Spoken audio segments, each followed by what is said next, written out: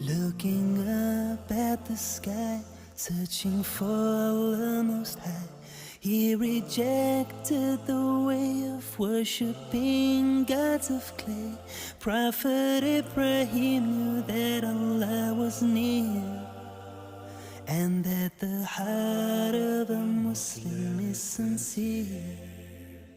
Under the heart-burning sun, he declared God is one.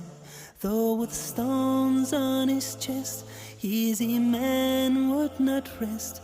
The mu'adhin knew that right will conquer wrong, and the heart of a Muslim must be strong.